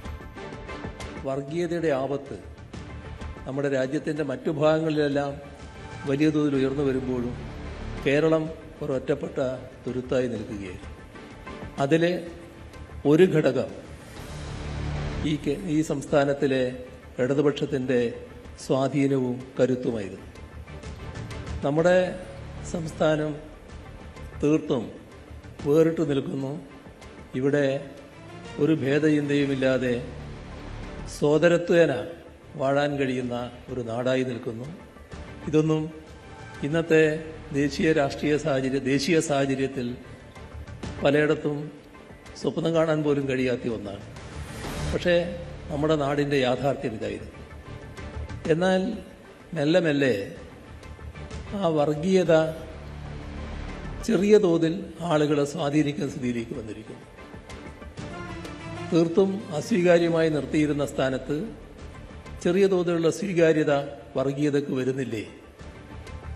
ഇത് നമ്മുടെ നാടിനെ എങ്ങോട്ടാണ് എത്തിക്കുക? ഇടതുപക്ഷ വിരോധത്തിൻ്റെ ഭാഗമായി വർഗീയതയെ ഏതെങ്കിലും തരത്തിൽ പ്രോത്സാഹിപ്പിക്കാൻ തയ്യാറായാൽ അത് നാട്ടിനുണ്ടാക്കുന്ന ആപത്ത് എത്രത്തോളമായിരിക്കും? ആദരണീയനായ വൈസ് പ്രസിഡന്റ് അവിടെ സംസാരിക്കുകയാണ്. അപ്പോൾ അദ്ദേഹം ഒരു കാര്യം പറഞ്ഞു. നമ്മുടെ പ്രധാനമന്ത്രി ഡൽഹിയിൽ ഒരു ക്രൈസ്തവ ദേവാലയത്തിൽ പോയി അവിടെ ഷൂ അഴിച്ചു വെച്ചാണ് അകത്തേക്ക് കടന്നത്. വലിയ ആദരവോടെയാണ് അകത്തേക്ക് കടന്നത്. ആ ഷൂ അഴിച്ചു വെച്ചുകൊണ്ടാണ് ബൈബിൾ അദ്ദേഹം ഏറ്റുവാങ്ങിയത്. അപ്പോൾ അങ്ങനെ പറഞ്ഞപ്പോഴും പെട്ടെന്ന് ആളുകളുടെ മനസ്സിൽ എന്താണ് കടന്നു പോകുന്നത്? അത് കേൾക്കുമ്പോൾ അവിടെ ഇരുന്ന എനിക്ക് ദീപികയുടെ മുഖപ്രസംഗമാണ് ഓർമ്മ വന്നത്. ദീപികയ്ക്ക് എഴുതേണ്ടി വന്നു എന്താണ് വടക്കേ ഇന്ത്യയിലെ സ്ഥിതി എന്ന്, ഏത് തരത്തിലുള്ള ആക്രമണങ്ങളാണ് നടക്കുന്നത് എന്നത്. ആക്രമണങ്ങൾ നടക്കുമ്പോൾ അതിനെതിരെ ഏതെങ്കിലും തരത്തിലുള്ള ശക്തമായ നടപടി സ്വീകരിക്കാൻ തയ്യാറാകുന്നില്ല എന്നത് ക്രൈസ്തവ സമൂഹത്തെ ആകെ വേദനിപ്പിക്കുന്ന സ്ഥിതി വരുന്നു. ഇവിടെ അരമനയിൽ കയറിയതുകൊണ്ടോ അവരുടെ മുന്നിൽ കേക്ക് വെച്ച് നീട്ടിയതുകൊണ്ടോ അത് ഇതിനൊന്നും പരിഹാരമല്ല എന്ന് അവർ പലരും തുറന്നു പറയുന്ന സ്ഥിതി വന്നിരിക്കുന്നു. മറ്റു വാർത്തകളിലേക്ക്. ന്യൂയോർക്കിന്റെ പുതിയ മേയറായി സൊഹ്റാൻ മംദാനി ഇന്ന് സത്യപ്രതിജ്ഞ ചെയ്യും. ഖുറാനിൽ കൈവച്ചാകും സത്യപ്രതിജ്ഞ. വർഷങ്ങളായി അടഞ്ഞുകിടക്കുന്ന ചരിത്രപ്രസിദ്ധമായ സബ്വേ സ്റ്റേഷനിലാകും ചടങ്ങ് നടക്കുക. അജയ് സുധാ ബിജുവാണ് വിവരങ്ങളുമായി ചേരുന്നത്. Ajay, good morning. ന്യൂയോർക്കിനെ സംബന്ധിച്ചിടത്തോളം ചരിത്ര നിമിഷത്തിലേക്കാണ് കടക്കുന്നത്. മംദാനിയുടെ സത്യപ്രതിജ്ഞയുടെ വിശദാംശങ്ങൾ എങ്ങനെയാണ്? Good morning Ashwathi, happy new year. അപ്പോൾ സൊഹ്റാൻ മംദാനി ന്യൂയോർക്കിൽ ഈ പുതുവർഷം പിറക്കുന്ന ആ നിമിഷത്തിലാണ് തൻ്റെ സത്യപ്രതിജ്ഞാ ചടങ്ങ് നിർവഹിക്കുക. ആദ്യത്തെ സത്യപ്രതിജ്ഞാ ചടങ്ങ് ഒരു സ്വകാര്യ ചടങ്ങായിട്ടായിരിക്കും. 3 സത്യപ്രതിജ്ഞാ ചടങ്ങുകളാണ് സൊഹ്റാൻ മംദാനി ഇപ്പോൾ നടത്താനായി ഉദ്ദേശിച്ചിരിക്കുന്നത്. ആദ്യത്തെ സത്യപ്രതിജ്ഞാ ചടങ്ങ് തൻ്റെ കുടുംബാംഗങ്ങളോടും അതുപോലെ തന്നെ ഓഫീസിലുള്ള ചില പ്രധാനപ്പെട്ട സ്റ്റാഫുകളോടൊപ്പവും അദ്ദേഹം ഈ സിറ്റി സ്റ്റോപ്പ് സബ്വേ സ്റ്റേഷനിൽ വെച്ചായിരിക്കും നടത്തുക. ഇത് എന്ന് പറയുന്ന വർഷങ്ങളായി അടഞ്ഞു കിടക്കുന്ന ഒരു സബ്വേ സ്റ്റേഷനാണ്. 1904 ഇതിൻ്റെ പണി കഴിപ്പിച്ച് ഏതാണ്ട് 1945 ഇത് പൂർണ്ണമായിട്ടും അടച്ചു. അതിനുശേഷം 1979 ന്യൂയോർക്കിൻ്റെ ഒരു ലാൻഡ്മാർക്കായി ഇതിനെ പ്രഖ്യാപിച്ചു. പിന്നീട് 2005 അമേരിക്കയുടെ തന്നെ ഒരു ചരിത്ര സ്ഥലമായി പ്രഖ്യാപിക്കുകയും ചെയ്ത സ്ഥലമാണ് ഈ സബ്വേ സ്റ്റോപ്പ് എന്ന് പറയുന്നത്. നിരവധി ചരിത്ര സംഭവങ്ങൾക്ക് ഇവിടം വേദിയായിട്ടുണ്ട്. ന്യൂയോർക്കിൻ്റെ ചരിത്രത്തെയും പാരമ്പര്യത്തെയും സൂചിപ്പിക്കാൻ വേണ്ടിയിട്ടാണ് മംദാനി ഇവിടെ വെച്ച് സത്യപ്രതിജ്ഞ ചെയ്യും എന്ന് അറിയിച്ചിട്ടുള്ളത്. മൊത്തം 3 സത്യപ്രതിജ്ഞാ ചടങ്ങിന് വേണ്ടി 3 ഖുറാനുകളാണ് സൊഹ്റാൻ മംദാനി ഉപയോഗിക്കും എന്ന് നിലവിൽ അറിയിച്ചിട്ടുള്ളത്. ആദ്യത്തെ സത്യപ്രതിജ്ഞാ ചടങ്ങിന് വേണ്ടി ഉപയോഗിക്കുന്നത് സൊഹ്റാൻ മംദാനിയുടെ മുത്തച്ഛനും അതുപോലെ തന്നെ ഒരു ഈ ഹാർലം നവോത്ഥാനത്തിന് രൂപം നൽകിയ ആഫ്രോ ലാറ്റിൻ എഴുത്തുകാരനായിട്ടുള്ള അർത്തുറോ ഷോംബർഗിൻ്റെ ഖുറാനായിരിക്കും. അത് ഈ പറയുന്ന വ്യക്തി അത് സൊഹ്റാൻ മംദാനിയുടെ മുത്തച്ഛൻ കൂടിയാണ്. ഈ അമേരിക്കയിലുള്ള ന്യൂനപക്ഷ വിഭാഗങ്ങളെ പ്രതിനിധീകരിച്ചുകൊണ്ട് അവരുടെ ഒരു അവകാശങ്ങൾ സംരക്ഷിക്കാനും അവരുടെ ഒരു പങ്ക് ന്യൂയോർക്ക് എന്ന നഗരത്തെ കെട്ടിപ്പടുത്തതിൽ അവരുടെ ഒരു പങ്ക് കൂടി വെളിവാക്കുന്ന രീതിയിലാണ് ഈ ഒരു ഖുറാൻ വെച്ചിട്ട് ഈ ഒരു ആഫ്രോ ലാറ്റിൻ എഴുത്തുകാരൻ ആയിട്ടുള്ള തൻ്റെ മുത്തച്ഛൻ എഴുതിയ ഈ ഖുറാൻ ഉപയോഗിച്ചുകൊണ്ട് സത്യപ്രതിജ്ഞ ചെയ്യാൻ അദ്ദേഹം തീരുമാനിച്ചിട്ടുള്ളത്. രണ്ടാമത്തെ സത്യപ്രതിജ്ഞാ ചടങ്ങെന്ന് പറയുന്നത് അത് വിപുലമായിട്ടുള്ള ആഘോഷങ്ങളോടെയാണ്. സിറ്റി ഹാളിന് മുന്നിലായിട്ട് ഏതാണ്ട് 40,000-ഓളം പേർ വരുന്ന ജനങ്ങളെ അഭിസംബോധന ചെയ്തുകൊണ്ടാണ് സൊഹ്റാൻ മംദാനി അടുത്ത് രണ്ടാമതായി സത്യപ്രതിജ്ഞ ചെയ്യുക. ഇത് അവിടുത്തെ പ്രാദേശിക സമയം ഉച്ചയ്ക്ക് 1 മണിയോടെയാകും രണ്ടാമത്തെ സത്യപ്രതിജ്ഞ. ഇന്ത്യൻ സമയം ഇന്ന് രാത്രിയോടെയാകും ഇത് നടക്കുക. ആദ്യത്തെ സത്യപ്രതിജ്ഞാ ചടങ്ങ് നമുക്ക് ഏതാനും മിനിറ്റുകൾക്കുള്ളിൽ തന്നെ കാണാൻ കഴിയും. ഇന്ത്യൻ സമയം 10:30-നാണ് US-ൽ പുതുവർഷം പിറക്കുന്നത്. ആ സമയത്തായിരിക്കും സത്യപ്രതിജ്ഞാ ചടങ്ങെന്നാണ് അറിയിച്ചിട്ടുള്ളത്. അവസാനത്തെ സത്യപ്രതിജ്ഞാ ചടങ്ങ് ഔദ്യോഗികമായിട്ടുള്ള പരിപാടികളോടുകൂടി സുഹ്റാൻ മംദാനിയുടെ മേയർ ഓഫീസിൽ വെച്ച് ആയിരിക്കും. ഈ ചടങ്ങിന് നേതൃത്വം നൽകുന്നത് ന്യൂയോർക്ക് അറ്റോർണി ജനറൽ ആയിട്ടുള്ള ലെറ്റിറ്റിയ ജെയിംസ് ആണ്. അപ്പോൾ എന്തായാലും ഇന്ന് അദ്ദേഹം സത്യപ്രതിജ്ഞ ചെയ്ത് അധികാരത്തിൽ കയറുന്നതോടെ ന്യൂയോർക്കിൻ്റെ ഒരു പുതിയ ചരിത്രം കൂടിയാണ് ആരംഭിക്കുന്നത്. അതാണ് അജയ്. അതുപോലെ തന്നെ മുൻ ബംഗ്ലാദേശ് പ്രധാനമന്ത്രി ഖാലിദ സിയയുടെ സംസ്കാരത്തിൽ വിദേശകാര്യമന്ത്രി S. ജയശങ്കർ പങ്കെടുത്തു. മന്ത്രിയുടെ ധാക്ക സന്ദർശനം അത് ഇന്ത്യ ബംഗ്ലാദേശ് ഉഭയകക്ഷി ബന്ധത്തിൽ പുതിയൊരു അധ്യായം തുറക്കുമെന്നാണ് ഇന്ത്യയിലെ ബംഗ്ലാദേശ് ഹൈക്കമ്മീഷണർ റിയാസ് സമീദുള്ള പറഞ്ഞത്. ഈ ഖാലിദ സിയയുടെ മരണത്തിൽ 3 ദിവസത്തെ ഔദ്യോഗിക ദുഃഖാചരണമൊക്കെ പ്രഖ്യാപിച്ചിട്ടുണ്ടല്ലോ. എന്തൊക്കെയാണ് വരുന്നത്? അശ്വതി, ഇന്ത്യ ബംഗ്ലാദേശ് ബന്ധം അത് അടുത്ത കുറച്ച് കാലങ്ങളായിട്ട് വളരെ മോശപ്പെട്ട ഒരു അവസ്ഥയിലൂടെയാണ് കടന്നു പോയിക്കൊണ്ടിരുന്നത്. ഈ ബന്ധത്തെ ഒരു പുതിയ തലത്തിലേക്ക് എത്തിക്കുക, ഈ ആടിയുലഞ്ഞ ബന്ധം അത് നല്ല രീതിയിൽ കൊണ്ടുപോവുക, ഈ കാര്യങ്ങളെല്ലാം ലക്ഷ്യം വെച്ചുകൊണ്ടാണ് ഇപ്പോൾ നിലവിൽ S. ജയശങ്കർ ഈ താരിഖ് റഹ്മാനുമായിട്ട് ഉൾപ്പെടെ കൂടിക്കാഴ്ച നടത്തിയിട്ടുള്ളത്. അദ്ദേഹം S. ജയശങ്കർ കഴിഞ്ഞ ദിവസമാണ് ഖാലിദ സിയയുടെ സംസ്കാര ചടങ്ങിന് വേണ്ടി ധാക്കയിലെത്തിയത്. ആയിരക്കണക്കിന് പേർ പങ്കെടുത്ത ഈ സംസ്കാര ചടങ്ങിൽ S. ജയശങ്കറും അതുപോലെ തന്നെ 6 ഇന്ത്യൻ പ്രതിനിധികളും പങ്കെടുത്തു. അതിനുശേഷം S. ജയശങ്കർ ഈ ഖാലിദ സിയയുടെ മകനും അതുപോലെ തന്നെ BNP പാർട്ടിയുടെ ആക്ടിംഗ് ചെയർമാനുമായിട്ടുള്ള ഈ താരിഖ് റഹ്മാനുമായി കൂടിക്കാഴ്ച നടത്തി. ഈ താരിഖ് റഹ്മാനുമായിട്ടുള്ള കൂടിക്കാഴ്ച അത് ഇന്ത്യയെ സംബന്ധിച്ച് വളരെയധികം നിർണായകമാണ്. കാര്യം BNP പാർട്ടി അവർ മുൻപ് വർഷങ്ങളായി ഉണ്ടായിരുന്ന ഈ ജമാഅത്തെ ഇസ്ലാമിയുമായിട്ടുള്ള സഖ്യം ഉപേക്ഷിച്ച് ഈ തെരഞ്ഞെടുപ്പിൽ ഒറ്റയ്ക്ക് മത്സരിക്കുമെന്നാണ് അറിയിച്ചിട്ടുള്ളത്. മാത്രമല്ല അവർ ബംഗ്ലാദേശിലുള്ള ന്യൂനപക്ഷ സമൂഹങ്ങളെ പ്രധാനമായിട്ടും ഹിന്ദുക്കളെ ചേർത്ത് നിർത്തുന്ന ഒരു നിലപാടാണ് താരിഖ് റഹ്മാൻ തൻ്റെ ആദ്യത്തെ 17 വർഷത്തെ ഇടവേളയ്ക്ക് ശേഷം ബംഗ്ലാദേശിൽ തിരിച്ചെത്തിയതിന് ശേഷമുള്ള തൻ്റെ ആദ്യ പ്രസംഗത്തിൽ ന്യൂനപക്ഷ വിഭാഗങ്ങളെയും ഹിന്ദുക്കളെയും എല്ലാം ചേർത്ത് നിർത്തുന്ന ഒരു നിലപാടാണ് അദ്ദേഹം സ്വീകരിച്ചതും. അപ്പോൾ ഇത്തരത്തിൽ ജമാഅത്തെ ഇസ്ലാമി കടുത്ത ഇന്ത്യ വിരുദ്ധതയും അതുപോലെ തന്നെ അവിടെയുള്ള ന്യൂനപക്ഷ ആക്രമണങ്ങൾക്കും നേതൃത്വം നൽകിയ ജമാഅത്തെ ഇസ്ലാമിയെ തള്ളിക്കളഞ്ഞുകൊണ്ട് ന്യൂനപക്ഷങ്ങളെ ചേർത്ത് നിർത്തുന്ന താരിഖ് റഹ്മാൻ്റെ ആ ഒരു നിലപാട് അത് ഇന്ത്യയെ സംബന്ധിച്ച് പ്രതീക്ഷ നൽകുന്നതാണ്.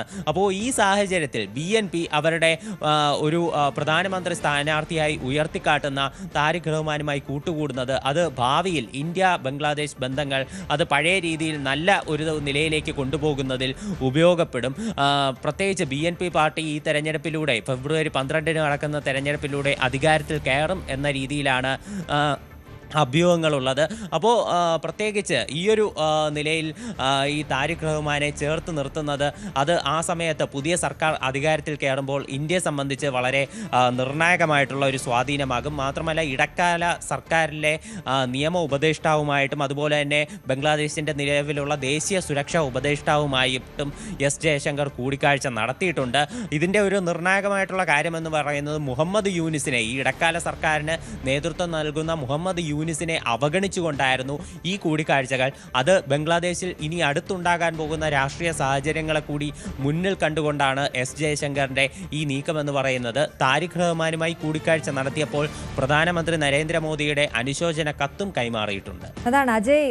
ഗസയിലേക്ക് കൂടി ഒന്ന് പോകണം. ഗസയിലെ പ്രശ്നങ്ങൾ രൂക്ഷമാവുകയാണോ? ദുരിതാശ്വാസ പ്രവർത്തനങ്ങൾക്ക് ഇസ്രായേൽ തടയിടുന്നു എന്ന വിവരങ്ങളുണ്ട്. ഡോക്ടേഴ്സ് വിത്തൗട്ട് ബോർഡേഴ്സ് ഉൾപ്പെടെ 3 ഡസനിലധികം സന്നദ്ധ സംഘടനകളെയാണല്ലോ അവിടെ സസ്പെൻഡ് ചെയ്യുമെന്ന് ഇസ്രായേൽ പറഞ്ഞിരിക്കുന്നത്. അതെ, ഈ ഡോക്ടേഴ്സ് വിത്തൗട്ട് ബോർഡേഴ്സ് എന്ന് പറയുന്നത് ഗാസയിൽ ദുരിതാശ്വാസ പ്രവർത്തനങ്ങൾ നടത്തിയിരുന്ന, ഇസ്രായേലിനെതിരെ കടുത്ത ഉപരോധങ്ങൾ കൽപ്പിച്ചിരുന്ന ഒരു പ്രധാനപ്പെട്ട സംഘടനയാണ്. നമ്മൾ വാർത്തകളിൽ ഉൾപ്പെടെ ഇപ്പോൾ ഈ കഴിഞ്ഞ 2 വർഷങ്ങളായി നമ്മൾ ഏറ്റവും കൂടുതൽ കേട്ടിട്ടുള്ള ചർച്ചയിലെടുത്തിട്ടുള്ള സംഘടന കൂടിയാണ് ഡോക്ടേഴ്സ് വിത്തൗട്ട് ബോർഡേഴ്സ്. ഇവരുൾപ്പെടെ മൊത്തം 36-ലധികം സന്നദ്ധ സംഘടനകൾക്കാണ് ഇസ്രായേൽ നിലവിൽ താൽക്കാലികമായി ഇവരെ എല്ലാവരെയും സസ്പെൻഡ് ചെയ്തിരിക്കുന്നത്. ഈ ഇസ്രായേൽ ഇസ്രായേൽ നടപ്പിലാക്കിയ പുതിയ രജിസ്ട്രേഷൻ നിയമങ്ങൾ പാലിച്ചില്ല എന്നതാണ് ഇവർക്കെതിരെയുള്ള ഒരു ആരോപണമെന്ന് പറയുന്നത്. അതായത് ഇസ്രായേൽ നിലവിൽ കർശനമാക്കിയിട്ടുള്ള രജിസ്ട്രേഷൻ നിയമങ്ങൾ അനുസരിച്ച് ഈ സന്നദ്ധ സംഘടനകൾക്കുള്ളിൽ പ്രവർത്തിക്കുന്ന പലസ്തീനികളുടെയും അതുപോലെ തന്നെ വിദേശ പ്രതിനിധികളുടെയും മൊത്തം പേര് വിവരങ്ങളും ഇവരുടെ പശ്ചാത്തലവും അത് ഇസ്രായേലിന് കൈമാറേണ്ടതുണ്ട്. ഈ ഒരു നടപടിക്രമം അത് പാലിച്ചില്ല എന്നാരോപിച്ചാണ് ഈ സംഘടനകൾക്ക് അവർ ഉപരോധം ഏർപ്പെടുത്തിയിട്ടുള്ളത്. ഇതിന് ഇസ്രായേൽ നൽകുന്ന ഒരു വിശദീകരണം എന്ന് പറയുന്നത് ഈ സന്നദ്ധ സംഘടനകൾക്ക് ഹമാസിൻ്റെ സഹായം ലഭിക്കുന്നുണ്ട്, ഹമാസുമായി ചേർന്ന് നിന്നാണ് ഇവരുടെ പ്രവർത്തനം. ഇത് ഹമാസ് നേതാക്കളെ എല്ലാവരെയും അവിടെ ഗാസയിൽ ഒരു അഭയം കണ്ടെത്താൻ ഉൾപ്പെടെ ഈ സന്നദ്ധ സംഘടനകൾ ഒരു തിരിച്ച് ഇവരെ സഹായിക്കുന്നു എന്നതുൾപ്പെടെയുള്ള ആരോപണങ്ങളാണ് ഇസ്രായേൽ ഉന്നയിക്കുന്നത്. എന്നാൽ ഇതിൻ്റെ ഒരു മറുവശം നമ്മൾ നോക്കുകയാണെങ്കിൽ ഇസ്രായേലിനെതിരെ ഉപരോധം ഏർപ്പെടുത്തിയ സംഘടനകൾക്കാണ് ഇത്തരമൊരു ഈ താൽക്കാലിക സസ്പെൻഷൻ നേടേണ്ടി വന്നത് എന്നതും ഇവിടെ എടുത്ത് പറയേണ്ട ഒരു കാര്യമാണ്. എന്നാൽ ഈ സംഘടനകൾ സൂചിപ്പിക്കുന്ന ഒരു കാര്യമെന്ന് പറയുന്നത് ഇസ്രായേൽ യാതൊരുവിധ ഒരു അടിസ്ഥാനവുമില്ലാതെ തങ്ങളുടെ ഭാഗം കേൾക്കാൻ തയ്യാറാകാതെ ഏകപക്ഷീയമായിട്ടുള്ളൊരു നിലപാടാണ് നിലവിൽ സ്വീകരിച്ചതെന്നാണ് ഈ സന്നദ്ധ സംഘടനകൾ പറയുന്നത്. എന്തായാലും ഈ സന്നദ്ധ സംഘടനകളുടെ പ്രവർത്തനങ്ങൾ സസ്പെൻഡ് ചെയ്തതിലൂടെ ഗാസയിലുള്ള സാധാരണക്കാരുടെ കാര്യങ്ങൾ അത് കൂടുതൽ കഷ്ടതയിലേക്ക് പോവുകയാണ്. ഏതാണ്ട് 40% ഇടയിലുള്ള സന്നദ്ധ സംഘടനകളുടെ പ്രവർത്തനങ്ങളാണ് ഇതോടെ പൂർണ്ണമായിട്ടും അവസാനിക്കുന്നത്. ഇതോടെ ഗാസയിലേക്ക് വരുന്ന പ്രത്യേകിച്ച് റഫ അതിർത്തി ഉൾപ്പെടെ ഇസ്രായേൽ അടച്ച സാഹചര്യത്തിൽ ഈ സന്നദ്ധ സംഘടനകളുടെ പ്രവർത്തനം കൂടി നിലയ്ക്കുമ്പോൾ ഇനി ഗാസയിലുള്ള ജനങ്ങൾ അവരുടെ ഒരു ഇനി രണ്ടാം ഘട്ട സമാധാന ശ്രമങ്ങൾ ഉൾപ്പെടെ നടക്കുന്ന സാഹചര്യത്തിൽ അതുവരെ ഇനി പൂർണ്ണമായിട്ടും അവിടെ ഒരു ഇടക്കാല സർക്കാർ അധികാരത്തിൽ കയറുന്നതുവരെ അവരുടെ സ്ഥിതി എന്താകും എന്നതിനെ പറ്റിയിട്ടാണ് അവിടെയുള്ള ഭൂരിഭാഗം പേരുടെയും ആശങ്ക. ശരി, അജയ് സുധാബിജു ആണ് വിവരങ്ങൾ നൽകിയത്. ഇടുക്കി കഞ്ഞിക്കുഴി പഞ്ചായത്തിൽ പുലിയുടെ സാന്നിധ്യമുള്ളതായി നാട്ടുകാർ. വാകച്ചൂട് ഭാഗത്താണ് പുലിയെ കണ്ടതായി പറയുന്നത്. കരിമണൽ ഫോറസ്റ്റ് ഉദ്യോഗസ്ഥർ എത്തി പരിശോധന നടത്തിയെങ്കിലും പ്രദേശത്തെത്തിയത് പുലിയാണെന്ന് സ്ഥിരീകരിക്കാനായിട്ടില്ല. കഞ്ഞിക്കുഴി ടൗണിൽ നിന്നും 2 കിലോമീറ്റർ ദൂരെ വാകച്ചൂട് ഭാഗത്താണ് പുലിയെ കണ്ടതായി നാട്ടുകാർ പറയുന്നത്. ടൗണിലെ ഓട്ടോ ഡ്രൈവറാണ് ഒരാഴ്ച മുൻപ് ഈ പ്രദേശത്ത് പുലിയെ കണ്ടത്. എന്നാൽ അന്ന് ആരും അതത്ര കാര്യമാക്കിയിരുന്നില്ല. ഇതിനിടെ പല വീടുകളിൽ നിന്നും വളർത്തുനായ്ക്കളെ കാണാതായത് ജനങ്ങളിൽ ആശങ്ക വർദ്ധിപ്പിച്ചു.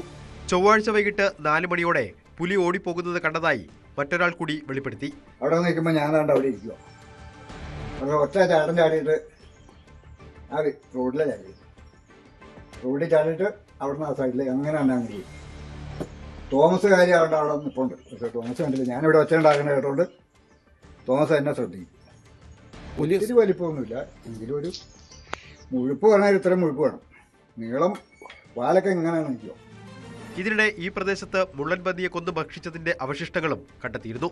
നാട്ടുകാർ അറിയിച്ചതിനെ തുടർന്ന് കരിമണൽ ഫോറസ്റ്റ് റേഞ്ച് ഉദ്യോഗസ്ഥരെത്തി പരിശോധന നടത്തിയെങ്കിലും പുലിയെന്ന് സ്ഥിരീകരിക്കാനായില്ല. വനവകുപ്പ് ഉദ്യോഗസ്ഥരുമായി ആലോചിച്ച വേണ്ട നടപടികൾ സ്വീകരിക്കുമെന്ന് കഞ്ഞിക്കുഴി പഞ്ചായത്ത് പ്രസിഡന്റ് കോമള മോഹൻദാസ് പറഞ്ഞു. ഞങ്ങൾ ആകപ്പാടെ ഭയങ്കര ഭീതിയിലാണ്. ഇവിടെ പുലി ഇറങ്ങി കുറേ പേരൊക്കെ കാണുകയൊക്കെ ചെയ്തു. അപ്പോൾ നമ്മളെല്ലാവരും കൂടെ വന്ന് സൈറ്റ് വിസിറ്റ് ചെയ്തു. ഇതിൻ്റെ കാലും മുള്ളും എല്ലാം കിട്ടിയിട്ടുണ്ട്. അപ്പോൾ നമ്മൾ റേഞ്ച് ഓഫീസറെ വിളിച്ച് അതിന് വേണ്ട കാര്യങ്ങളൊക്കെ ചെയ്യാനുള്ള കാര്യങ്ങൾ വളരെ വേഗത്തിൽ ചെയ്യുന്നതായിരിക്കും. ന്യൂസ് 18 ഇടുക്കി. പൊതുവിപണിയിൽ ഇറച്ചിക്കോഴി വില കുതിച്ചുയരുന്നു. ഹൈറേഞ്ചിൽ കോഴിയിറച്ചി വില കിലോയ്ക്ക് 150 രൂപയായി. ക്രിസ്മസ് പുതുവത്സര സമയങ്ങളിൽ ആവശ്യക്കാർ ഏറിയതോടെ തമിഴ്നാട്ടിൽ നിന്നും ഉൾപ്പെടെ എത്തുന്ന ഇറച്ചിക്കോഴികൾക്ക് വില വർദ്ധിപ്പിച്ചു എന്നാണ് വ്യാപാരികൾ പറയുന്നത്. 100 രൂപയിൽ താഴെ നിന്നിരുന്ന ഇറച്ചിക്കോഴിയുടെ വില ഇപ്പോൾ കുതിച്ചുയർന്ന 150-ലെത്തി. കഴിഞ്ഞ 2 ആഴ്ചക്കിടെയാണ് ഈ കുതിപ്പ്. ക്രിസ്മസ് പുതുവത്സരാഘോഷങ്ങളാണ് വിലക്കയറ്റത്തിന് കാരണമെന്ന് വ്യാപാരികൾ പറയുന്നു. വില ഇനിയും ഉയരാനാണ് സാധ്യതയെന്നാണ് ഇവരുടെ കണക്കുകൂട്ടൽ. 3 മാസം മുൻപ് സമാനമായ രീതിയിൽ ഇറച്ചിക്കോഴി വില വർദ്ധിച്ചെങ്കിലും 2 ആഴ്ചയ്ക്ക് ശേഷം കുറഞ്ഞിരുന്നു. അടിക്കടിയുള്ള വിലവർദ്ധനവ് ഹോട്ടലുകൾക്കും കാറ്ററിംഗ് മേഖലയ്ക്കുമെല്ലാം തിരിച്ചടിയാണ്. കേരളത്തിൽ തന്നെ നിരവധി ഇറച്ചിക്കോഴി വിപണന കേന്ദ്രങ്ങൾ ഉണ്ടായിരുന്നെങ്കിലും തീറ്റയുടെ വിലവർദ്ധനയും പരിപാലന ചെലവും വർദ്ധിച്ചതോടെ പലതും അടച്ചുപൂട്ടി. ഇതോടെ ഹൈറേഞ്ചിൽ അയൽ സംസ്ഥാനങ്ങളിൽ നിന്നെത്തുന്ന ഇറച്ചിക്കോഴിക്ക് അവർ നിശ്ചയിക്കുന്ന വില നൽകേണ്ട സ്ഥിതിയാണ്. ന്യൂസ് 18 ഇടുക്കി. വിഷുവിന് വിഷരഹിത പച്ചക്കറി എന്ന ലക്ഷ്യവുമായി പട്ടാമ്പി സർവീസ് സഹകരണ ബാങ്കിന്റെ കൃഷി 6 ഏക്കർ സ്ഥലത്താണ് വിവിധ ഇനം പച്ചക്കറികളും പഴവർഗ്ഗങ്ങളും കൃഷി ചെയ്യുന്നത്. നാടൻ മുതൽ വിദേശ ഇനങ്ങൾ വരെ ഇതിൽ ഇടം പിടിച്ചിട്ടുണ്ട്. വിഷരഹിത പച്ചക്കറി ഉൽപാദനം ലക്ഷ്യമിട്ടാണ് പട്ടാമ്പി സർവീസ് സഹകരണ ബാങ്കിന്റെ നേതൃത്വത്തിൽ പച്ചക്കറി കൃഷി ആരംഭിച്ചത്. പെരുമുടിയൂരിലെ കർഷക കൂട്ടായ്മയായ കൈരളി സ്വയം സഹായ സംഘത്തിന്റെ സഹകരണത്തോടുകൂടിയാണ് കൃഷി. പുതിയ ഗേറ്റ് പരിസരത്ത് സക്കീർ ഹുസൈന്റെ സ്ഥലത്താണ് ഇത് ആരംഭിച്ചത്. മുഹമ്മദ് മുഹ്സിൻ MLA വിത്തുവിതയുടെ ഉദ്ഘാടനം നിർവഹിച്ചു. കൈരളി സ്വയം സഹായ സംഘം അതിന്റെ നേതൃത്വത്തിലുള്ള കൃഷി ഇപ്പൊ ഇന്ന് അതിന്റെ വിത്തിടൽ കർമ്മമാണ് ഇന്ന് നിർവഹിച്ചിട്ടുള്ളത്. വിഷരഹിതമായിട്ടുള്ള പച്ചക്കറി, നമുക്കറിയാം ഈ കാലഘട്ടത്തിൽ നമ്മുടെ നാട്ടിൽ തന്നെ വിഷരഹിതമായ പച്ചക്കറി ഉൽപ്പാദിപ്പിച്ച് ആഘോഷങ്ങൾക്ക് ജനങ്ങളിലേക്ക് എത്തിക്കുക എന്ന ഏറ്റവും പ്രധാനപ്പെട്ട ഉദ്ദേശത്തോടു കൂടിയാണ് ഇത് ചെയ്യുന്നത്. പട്ടാമ്പി സർവീസ് സഹകരണ ബാങ്കിന്റെ പിന്തുണയോടുകൂടിയാണ് കർഷകർ ഇത് ചെയ്യുന്നത്. നിരവധിയായിട്ടുള്ള 19 ഇനം പച്ചക്കറികൾ തന്നെ, നമ്മുടെ വിഷുവിന് ആവശ്യമായിട്ടുള്ള എല്ലാ പച്ചക്കറികളും, അതോടൊപ്പം തന്നെ വിവിധ ഇനം ഫ്രൂട്ട്സും ഇവിടെ കൃഷി ചെയ്യുന്നുണ്ട്. 6 ഏക്കർ സ്ഥലത്ത് വെണ്ട, വഴുതന, കുമ്പളം, മത്തൻ, ചുരയ്ക്ക, പയർ, മുളക്, വെള്ളരി, പടവലം, പാവയ്ക്ക, പീച്ചിങ്ങ, ചീര, അറബി നാടുകളിൽ ഉൽപ്പാദിപ്പിക്കുന്ന കിയാർ തുടങ്ങിയ പച്ചക്കറികളും വ്യത്യസ്ത ഇനം തണ്ണിമത്തനുകൾ, ബട്ടർനട്ട് എന്നിവ സക്കീറിന്റെ കൃഷിയിടത്തിൽ വിളയുന്നുണ്ട്. നമ്മളെ ഈ വിഷരഹിത പച്ചക്കറിയുമായി ബന്ധപ്പെട്ടിട്ട് പല തവണയായി നമ്മളെ ബാങ്കുമായി സഹകരിച്ച് ചെയ്തുകൊണ്ടിരിക്കുന്ന ഒരു കാര്യമാണ്. പട്ടാമ്പി സർവീസ് കോഓപ്പറേറ്റീവ് ബാങ്കിന്റെ സഹായത്തോടെ ഈ കുറഞ്ഞ കാലയളവായി നമ്മൾ ചെയ്തുകൊണ്ടിരിക്കുന്ന വർഷം വിഷുവിനും അതുപോലെ തന്നെ ഓണത്തിന് പ്രത്യേകത പൂക്കളും അങ്ങനെ പല ഇന പച്ചക്കറികളും ആയിട്ട് വർഷങ്ങളോളമായി. അതുപോലെ തന്നെ ഇപ്രാവശ്യം ഇന്ന് ഇതിൻ്റെ വിത ഇട്ടിട്ടുണ്ട്. ഇനി അടുത്തന്നെ ഒരു 60 ദിവസം കഴിഞ്ഞാൽ നമുക്ക് തണ്ണിമത്തൻ വിളവെടുപ്പ് ഉദ്ഘാടനം നടത്തും എന്നാണ് പ്രതീക്ഷിക്കുന്നത്. നൂതന രീതിയിലാണ് കൃഷി ചെയ്യുന്നത്. ട്രിപ്പ് ഇറിഗേഷൻ മാർഗമാണ് ജലസേചനത്തിന് അവലംബിക്കുന്നത്. നിരവധി വർഷങ്ങളായി സക്കീറിന്റെ കൃഷിയിടത്തിൽ പച്ചക്കറികളും ചെണ്ടുമല്ലിയും കപ്പ കൃഷിയുമൊക്കെ നടന്നു വരുന്നു. പൊതുവിപണികളിൽ എത്തുന്നതിന് മുൻപ് തന്നെ മിതമായ വിലയിൽ പ്രദേശവാസികൾ ഇവിടെ വന്ന് വാങ്ങിച്ചു കൊണ്ടുപോകുന്നതിനാൽ ഉൽപ്പാദിപ്പിക്കുന്ന വിളകളെല്ലാം കൃഷിയിടത്തിൽ തന്നെ ചിലവാകും. ന്യൂസ് 18 പാലക്കാട്. 10 നാൾ ഉത്സവരാവുകൾ സമ്മാനിക്കാൻ പാലക്കാട് കുടുംബശ്രീ മേളയുടെ ഒരുക്കങ്ങൾ പൂർത്തിയായി. ചാലിശ്ശേരി ക്ഷേത്ര മൈതാനിയിൽ നാളെ മുതൽ ജനുവരി 11 വരെ നടക്കുന്ന 13ാമത് കുടുംബശ്രീ ദേശീയ സരസ് മേള മുഖ്യമന്ത്രി പിണറായി വിജയൻ ഉദ്ഘാടനം ചെയ്യും. ചരിത്രത്തിലാദ്യമായി 10 ദിവസം നീണ്ടുനിൽക്കുന്ന വിപണന കലാമേള തൃത്താല മണ്ഡലത്തിൽ സംഘടിപ്പിക്കുന്നതിന്റെ ആവേശത്തിലാണ് നാട്. 250-ലധികം സ്റ്റാളുകൾ മേളയിലുണ്ടാകും. ഇന്ത്യയിലെ വിവിധ സംസ്ഥാനങ്ങളിൽ നിന്നുള്ള ഗ്രാമീണ സംരംഭകർ നിർമ്മിക്കുന്ന വൈവിധ്യമാർന്ന ഉൽപ്പന്നങ്ങളും ലഭ്യമാകും. നാളെ മുതൽ ജനുവരി 11 വരെ ചാലിശ്ശേരി മുലയമ്പറമ്പ് ക്ഷേത്ര മൈതാനത്തും സമീപത്തുമായി നടക്കുന്ന 13ാമത് ദേശീയ സരസ് മേള മുഖ്യമന്ത്രി പിണറായി വിജയനാണ് ഉദ്ഘാടനം ചെയ്യുന്നത്. കരകൗശല വസ്തുക്കൾ, ആഭരണങ്ങൾ, തുണിത്തരങ്ങൾ, ഗൃഹോപകരണങ്ങൾ, നിത്യോപയോഗ സാധനങ്ങൾ എന്നിവ നേരിട്ട് വാങ്ങാൻ മേളയിൽ അവസരമുണ്ട്. കേരളത്തിലെയും ഇതര സംസ്ഥാനങ്ങളിലെയും തനത് രുചികൾ ആസ്വദിക്കാൻ കഴിയുന്ന മെഗാ ഫുഡ് കോർട്ട് ഇതിന്റെ പ്രധാന സവിശേഷതയാണ്. നവ്യ നായർ, റിമി ടോമി, മട്ടന്നൂർ ശങ്കരൻകുട്ടി മാരാർ, സ്റ്റീഫൻ ദേവസി തുടങ്ങി പ്രശസ്തരായ കലാകാരന്മാർ അണിനിരക്കുന്ന സംഗീത നൃത്ത പരിപാടികളും സംഘടിപ്പിച്ചിട്ടുണ്ട്. ഒപ്പം പ്രാദേശിക കലാകാരന്മാരുടെയും കുടുംബശ്രീ അംഗങ്ങളുടെയും വിവിധ കലാപരിപാടികളും ഓരോ ദിവസവും അരങ്ങേറും. പുഷ്പമേള, ഹാപ്പിനെസ് കോർണർ, വിവിധ വിഷയങ്ങളിലുള്ള സെമിനാറുകൾ എന്നിവയും മേളയുടെ ഭാഗമായി നടക്കുന്നുണ്ട്. പ്രവേശനം സൗജന്യമായിരിക്കും. ന്യൂസ് 18 പാലക്കാട്.